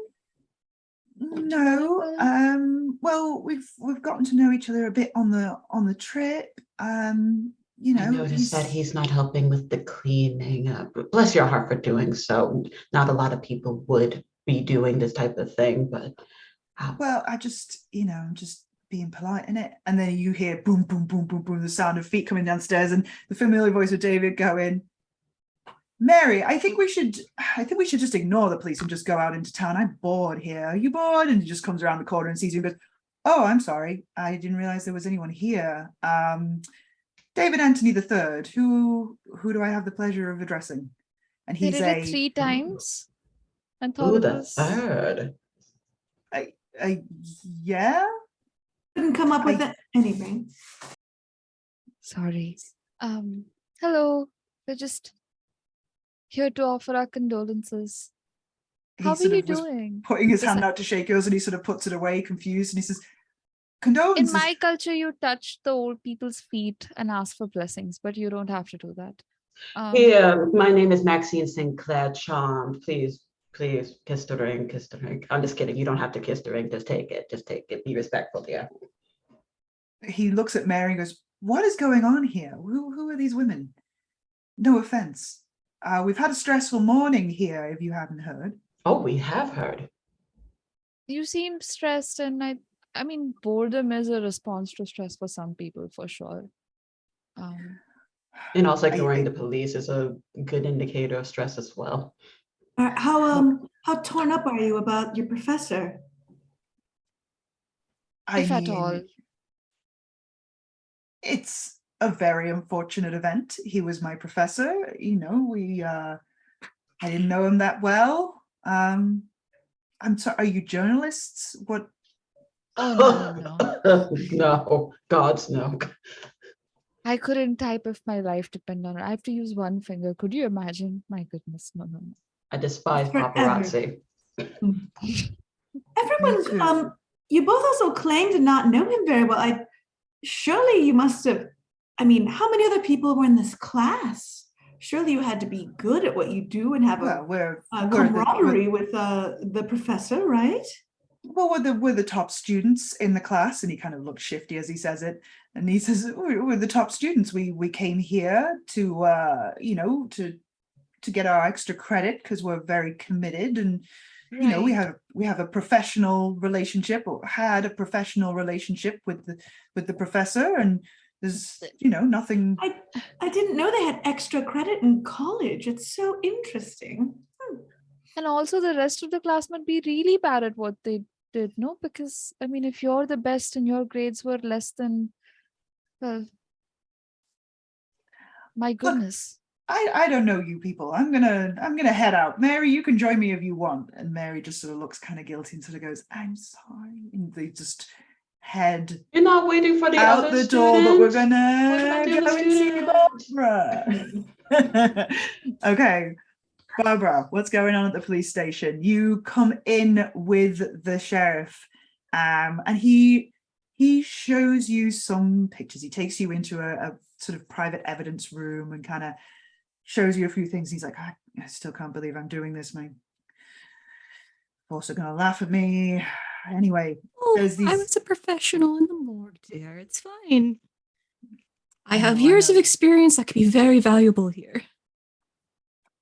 Well, see what you make of these. And he shows you some pictures. They are, you know, the familiar sort of flash photography pictures of a crime scene. We won't go into too much detail here for the sake of not crossing any boundaries on stream. But you see well enough that the injuries are concurrent with a blunt force trauma, and that the victim is face down. He's an older gentleman in a tweed suit, looks pretty much how you would expect a professor who studies dolls to look, bow tie. You can't get much out of it, to be honest, but if you want, while you're at the police station, make a meddling move for me and see if you find anything extra while you're here. Because you can be listening in on all kinds moving around this space. Anything for me to add? With reason. Let's go, Barbara. Okay, that is this one, 10. A 10, that is a success. You see in one of the pictures, as you look really closely, Wyman gets called out of the room briefly, and you get to look really, really close without him sort of talking in your ear. And you notice in the victim's hand something shiny and brass. And as you look closer, you realize that the victim was holding one of the museum badges, much like the one that you saw on Bill, the security guard's lapel, in his hand in the picture. Wyman comes back. He says, I'm sorry, Barbara, we've got a lot going on here. I'm going to have to ask you to get back under your own steam. You'll be okay, yeah? Oh, yes, I think so. I think so. Definitely interesting blood force trauma going on. I'm sure you'll have it handled, though. Yeah, I'm sure we're on it. We're going to get this guy or gal or yeah. Individual. Individual. Yeah, that's correct. That's the word. Thank you. Show yourself out, Barbara. Thanks for coming. And he heads off. Barbara, you are able to make your way back. You convince one of the squaddies to give you a lift back to the bed and breakfast, no bother. Meanwhile, we're back in the scene. Mary and David are about to come out, and then the third student comes tramping down the stairs. You see Angela. She is she favors gothic attire. She has dark eyeliner, black nail polish, deep purple lipstick. She appears to be of South Asian descent of some form. And she comes in and she's like, guys, where are you going? We're supposed to stay here. And they head out of the front door. And she's like, oh my God, this is so stressful. And she turns around and sees you all. And she's like, I'm sorry, who are you? Namaste, beta. I see a South Asian person and I just like go full, just like it comes back to me and I like wave at her. I probably look like she's probably seen someone who looks exactly like me at some distant wedding that she has to go to every year. Oh, hey, didn't I see you at my cousin's wedding? Oh, yes, it's been a long time. How are you doing? Not great. And Right. I will just say quickly while this is happening, LMA makes eye contact like, I see you to Mandira, and then slowly walks up the stairs to go to James's room. You head upstairs. Okay, so is Mandira just keeping this girl occupied at this point, or is she digging for Having clues? yeah, I'm digging for Okay, clues. so okay, we'll let you continue that conversation. We'll follow LMA. Is Maxine going up the stairs as well? Like, Angela appears thoroughly distracted by having this conversation and stress, and it's kind of relieved to see someone who's going to be friendly to her at this point. She's just sort of like, it's been such a bad day. It's honestly so nice to see somebody who's kind. And you head upstairs and find the bedrooms. Meddling moves for both of you, meddling move for Mandira, and that's going to be the last one before we reunite you and do some theorizing. Ooh, let's go. 9 for LMA. 9, that's a success with a 12. complication. So hang on, who got a 12? Me. You got a 12. Okay, What so did Bill LMA. say? Oh, it's reason that you're adding because you're just investigating, apart from Mandira, who is using presence because she's having That's a a straight roll for conversation. me. Yeah. And I get it. Okay. I got one more then. But And I got just a 10. Okay, so 2 10s and And what did Mandara get again? I got a 12. The rolls Sorry. in this game. I know, Okay, I so rolled two a 10s 6 and and a a 12. 6. So, okay, so for 2 10s, the people studying in the bedrooms, you find, okay, so in the professor's bedroom, LMA, you're turning things over and you find a cutout of an opinion piece in the local newspaper decrying the modernization of the Museum of Brindle Dolls. Maxine, you start looking through David's room because you're not sure about that guy, and you find a letter of rejection from another college. His parents paid his way through. Mandara, Angela's talking to you and she's just like, it's just been so stressful and I just don't know what to think. And it's just like, I don't understand. It's the professor just went out and then he came back and then all that was left was just like these broken teapot shards in the kitchen. And I don't know who did that. I don't know if it was the party or if it was him. I don't know. And I have so much work to do, and this was only supposed to be one night, and now we're stuck here. And I really need to go up and finish my essay, but it's been so good to talk to you, and maybe I can find you again later. I'm sorry, what was your name again? There was so many people at that wedding. I know so many people. I was like, I'm Gopalakrishnan auntie. You remember? I'm your mother's sisters, cousins, daughters. We go a long way, okay? We go study, go study. Thank you. And she heads off and sort of, pays respects and heads off upstairs. You reunite in the living room with your clues just as Barbara comes through the door. You are alone in the living room with this bed and breakfast. It is bang on time for us to do some theorizing before we try and catch this culprit. You have several clues. The complexity of this mystery is a 4 because it's a one shot, and I have reduced the number of suspects from the printed material.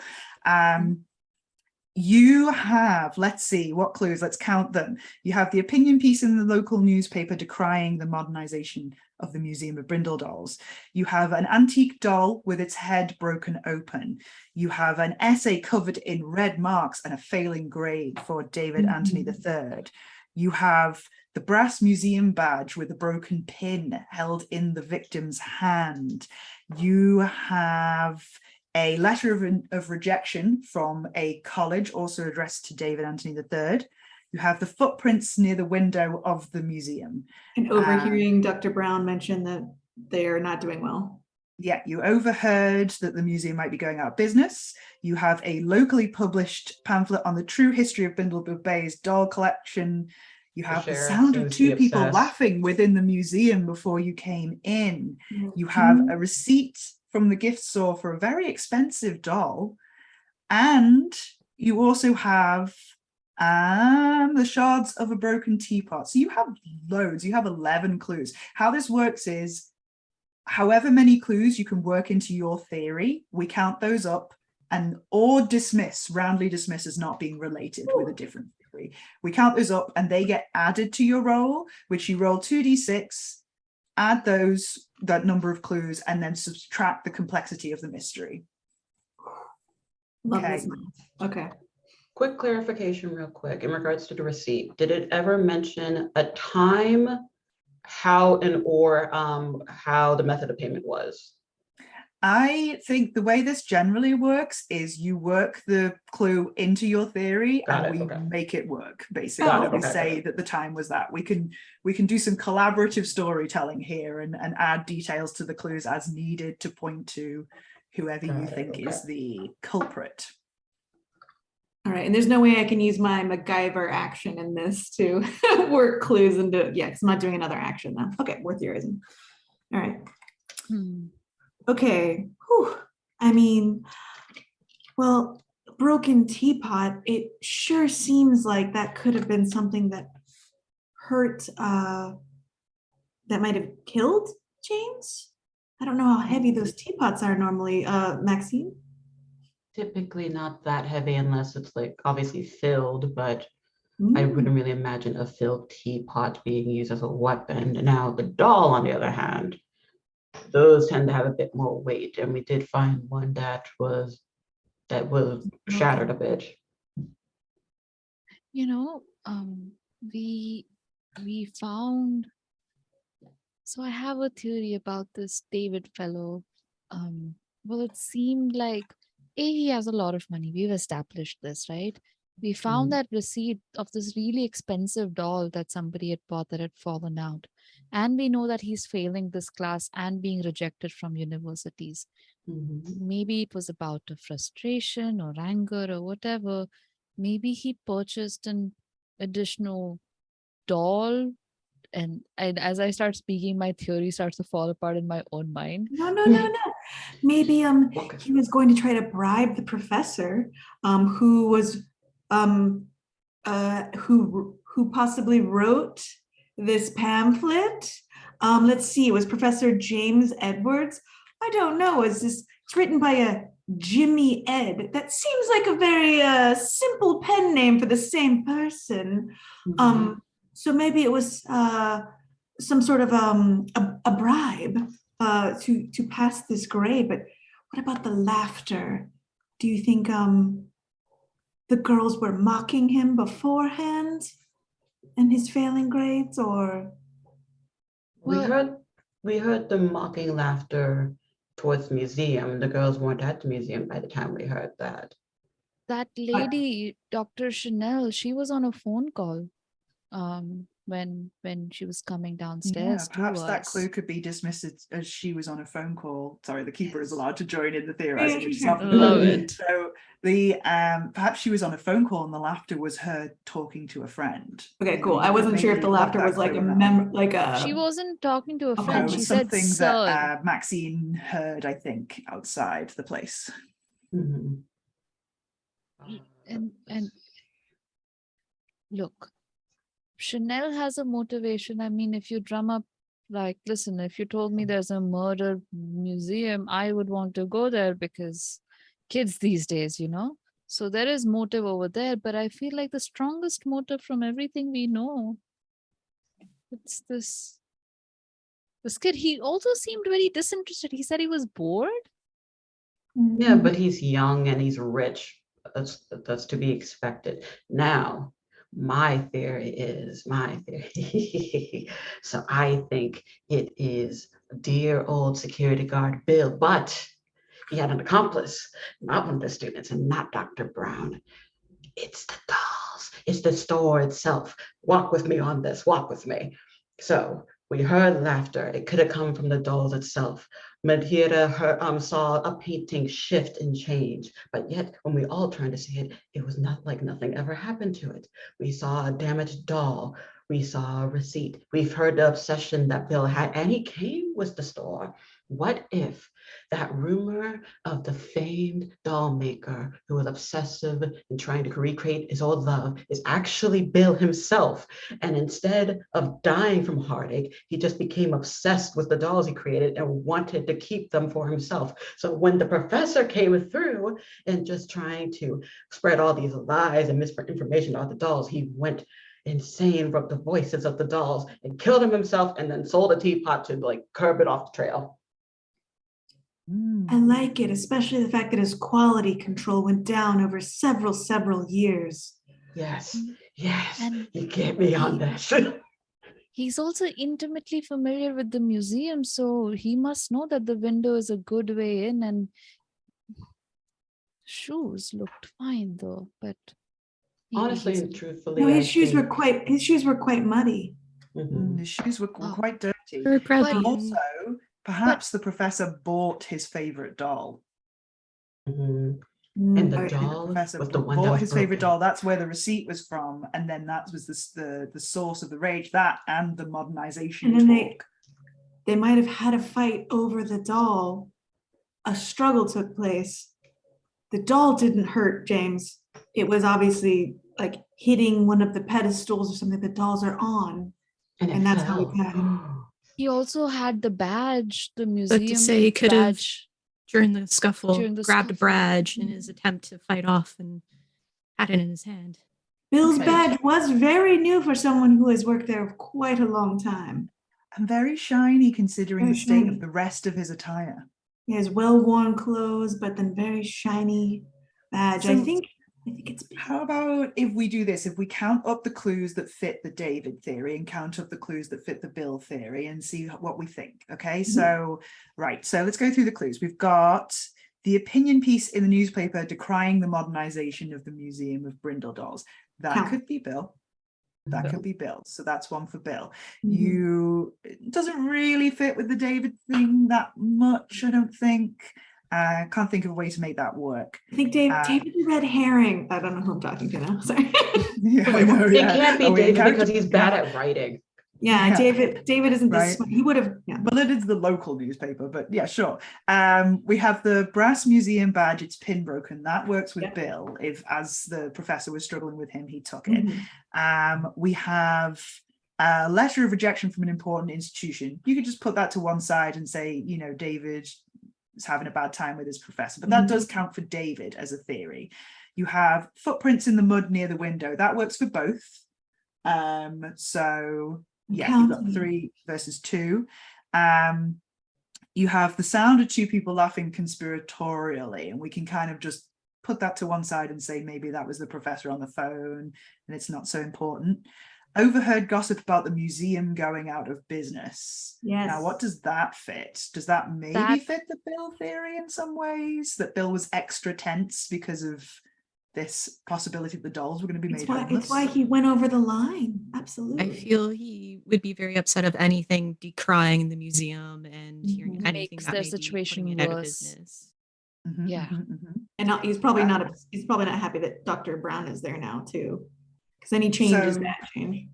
But could try to be framing Sure. her. Mhm. Over, put so it- okay, that fits. A locally published pamphlet about the true history of Brindlewood Bay's doll collection. We could retcon that and say it's just a bunch of crazy talk about the building being, you know, a living entity, and the bones talk that he was doing, maybe. Oh. That's another thing, the bones.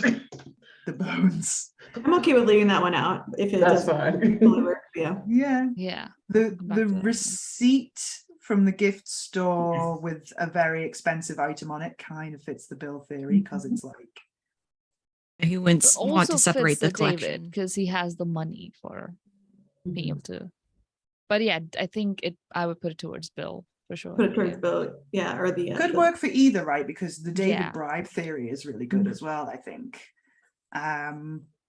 Shards of a broken teapot, maybe a red herring, maybe happened during the party and the students just don't remember. Mhm.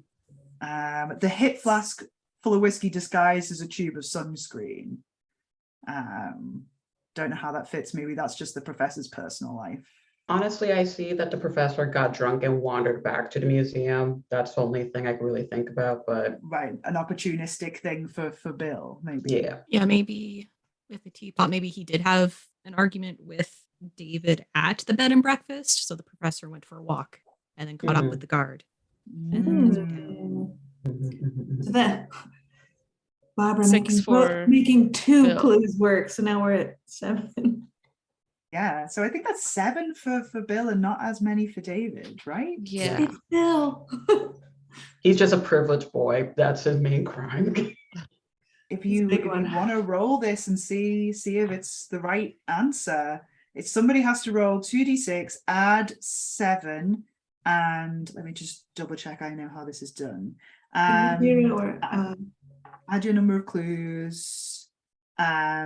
minus the 4 for the game Minus the complexity. 4. It says roll plus the number of clues incorporated into the theory or otherwise explained away. So in theory, if you're saying the professor went into the museum because he'd fought with David, you could add the red marked essay, the rejection letter, and the sunscreen saying the professor was drunk, had a fight with his student, went Right. to the museum. There was already a grudge in place with Bill, and the 7 clues that you have that fit. So that gives you a 10 to add. I to think that your makes roll, sense.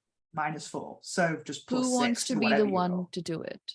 Who's going to be the hand of fate? I'll do it Go for because I was the one who suggested Bill. All right, so that's a 9 plus 10 minus 4.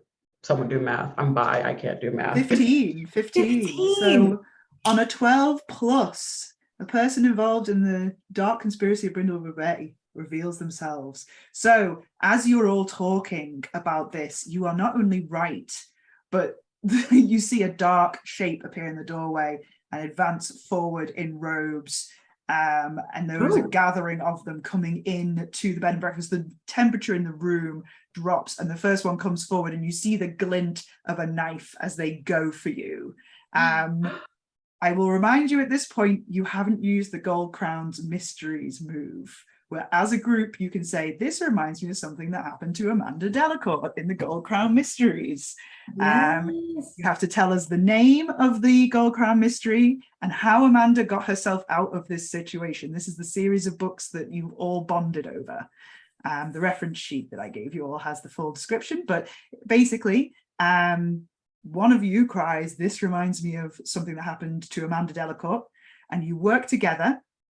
You need a name of a mystery, the situation she found herself in and how it was similar, how she overcame it, and then you take a 12+ to fix the situation and tell us how you did that. LMA is just like, remember, it was the willow and the wisps are calling your name. Subtitle, never remember. Part 3. I just want you to keep going. And then LMA like grabs the couch cushion she's sitting on, and as they go to stab her, she pushes the cushion up so the knife goes into the cushion, and she like twists it and pulls, and that's how you disarm someone with a knife. I forgot what else we were supposed to. Oh, that was her quote. That will do nicely. That's what she said when it was perfect. I remember. Oh. Yes. Wonderful footwork. Wonderful footwork. Perfectly. You Remember to all point pick your up foot couch next time. cushions and like do the same maneuver, and the rogue figures sort of look a bit panicked, and you, while they're sort of freaked out, you throw the cushions at them and run out of the back door through the kitchen and escape. You are out into the daylight of Brindlewood Bay, and they do not dare follow. You make it over to the police station, where you are able to share your theory that it was Bill what done it. They are busy, and they are currently taking David into custody. They're just like, no, we got the guy. It's all fine. He's just a moronic rich boy. It's the Yes. it's the security guard. What are you gonna do? All right. Maybe if he can share some proof with you that this David fellow was, not at the murder scene at the time of the murder, perhaps. David's just there loudly going, my father will want to hear about this. This is Oh, shut up. ridiculous. Shut up, child. Grown people are talking. Like, oh. I kind of Look. want to.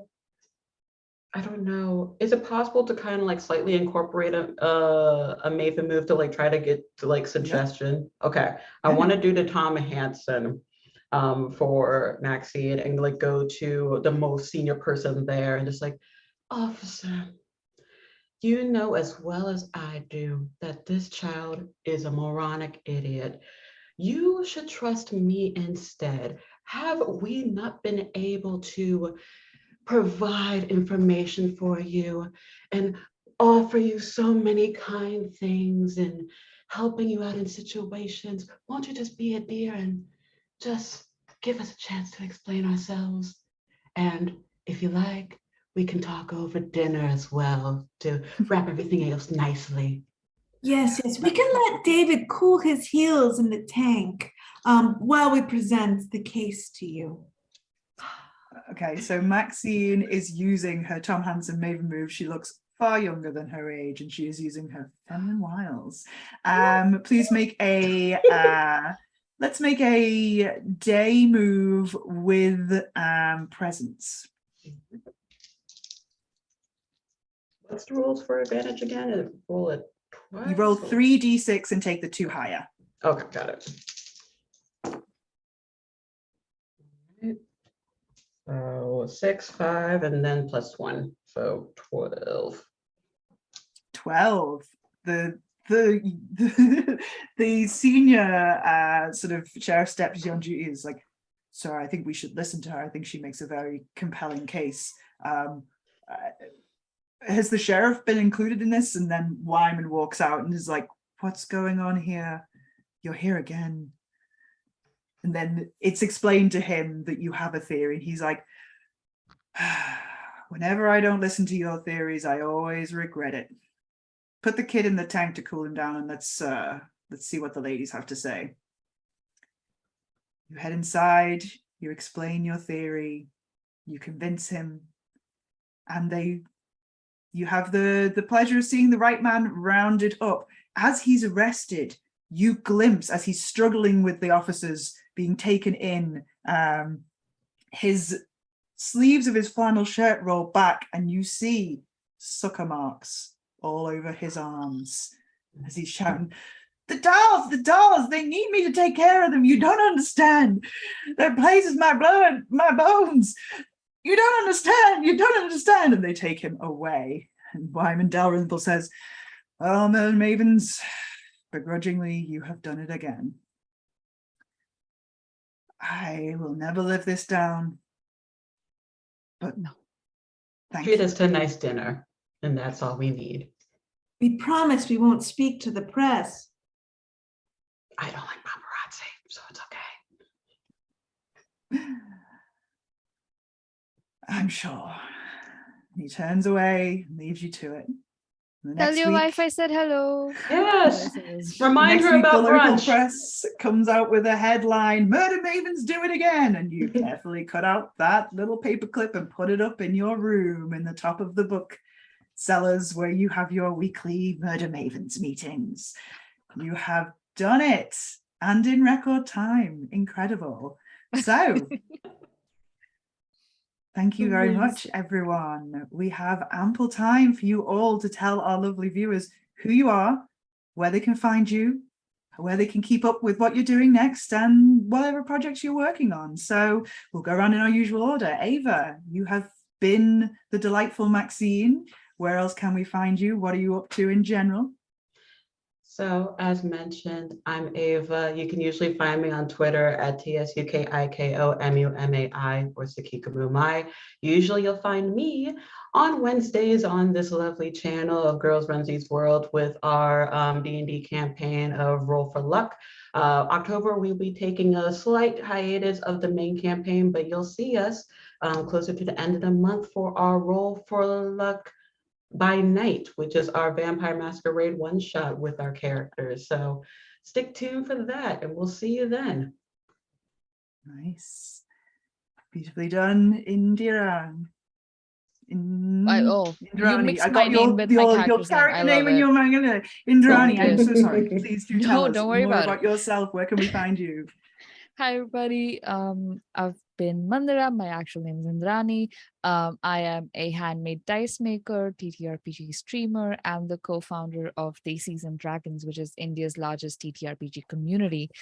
We have a Discord server where we run a lot of games, and it's an incredible group of people. Come to daisiesanddragons.com/Discord if you're interested in playing games like Brindlewood Bay and Masks and everything, including D&D, but like also a bunch of stuff.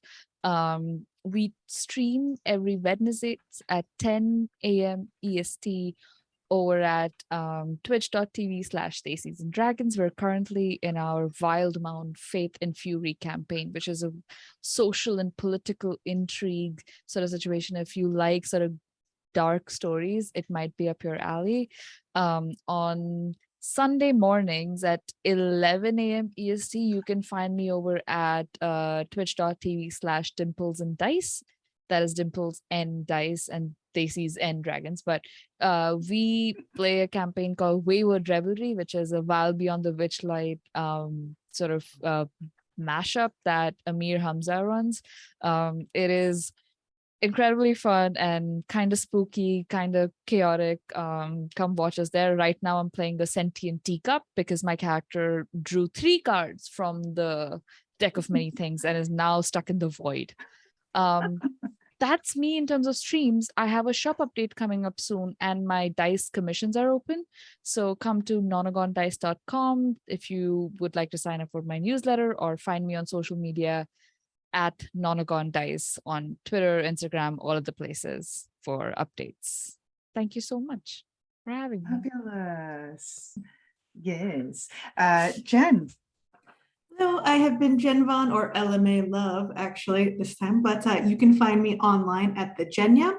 You can find examples of my comics and my TTRPG work at Haunted Vault Studios. I have a new book called Girls Make Movies that's available for pre-order. It's a choose your own path book written by Mallory O'Meara, drawn by me, about all the different jobs you can have working on a film to get more women into the film industry. I have a podcast that comes out every other Tuesday, wherever podcasts are free, called D20 Dames. And we are in our new campaign. We're all-femme, family-friendly, predominantly women of color podcast. We are using D&D to tell our story, and we're all playing tweens. I am the sports medic on that one, so it's a lot of cool band-aids. You can also see me, I host a monthly show over at Roll20 on their Twitch channel called Fiasco First Fridays. First Friday of the month, got a new play set of Fiasco with a new set of people to show off all the amazing people in the TTRPG community. The next one, we're playing Poppleton High, and it's Halloween themed. I think Andrani is going to be on it the next month. Yeah, and then yes, by day, I'm also a video game designer. So if you would like to support indie video games, please go over to Steam and wishlist Orphanage. It is a Sims-style game where you play the children that are left behind in the cyberpunk war. So thank you so much. And this has been a fantastic, thank you so much. A beautiful, beautiful game. I love it. I can't wait to play more Brindlewood Bay in my home games. Thank you. Yeah, thank you. Fabulous. And Natalie. Yes. Hello. I'm Natalie. Today I play Barbara. But you can find me on most places with Ghost Candle, the best place being Twitter, where I chat about any illustration work that I'm doing, as I am an illustrator, as well as the variety streaming that I'm doing. Typically Tuesdays, I'm in a D&D home game called Elixia over on Zeal Zaddy. We're on a season break, though, but if you want to catch up on that, you can. Otherwise, other tabletops I'm doing, I was playing Iron Sworn on Wednesday nights, but for October, I am showcasing a bunch of solo campaigns on Wednesday nights instead. So next week, I'll be playing Sworn by Ghostlight, 1,000-Year-Old Vampire, Seguin Masquerade, and Castle of Memories. So that's going to be Wednesdays through October as part of like my little spooky marathon of spookiness. And yeah, I also do various emote packs where I just make little fun tabletop themed emotes. So I'm almost a year's worth of making them up weekly. So there's going to be 52 emote packs available if you want to check that out. That's on my Ko-Fi, which is ko-fi.com/ghostcandle. And I think that might be it for me. But it's been fun. Thank you. And I have been Everest Burke. You can find me on Twitter, Everest DMs. I am a occasional streamer and mostly game designer. You can find all my work at buttonkin.com. And yeah, I'll be soon kickstarting a new project. So join my newsletter. I'm very excited. For the channel, I have to replug Wish We Weren't Here, casting open now, creator applications always open. And also, if you're still around and you can't get enough, we are about to go and raid Kyrell, if I'm pronouncing that correct, Kyreelle. Majority women cast, Black Indigenous people of color DM. Apparently there's a nice hot French dude, I'm being told. So head over for that. Very exciting. Let's all go over there and show some support. Thank you all for supporting us and for sticking with us. We've had a fantastic time. Hope you have too. And good evening.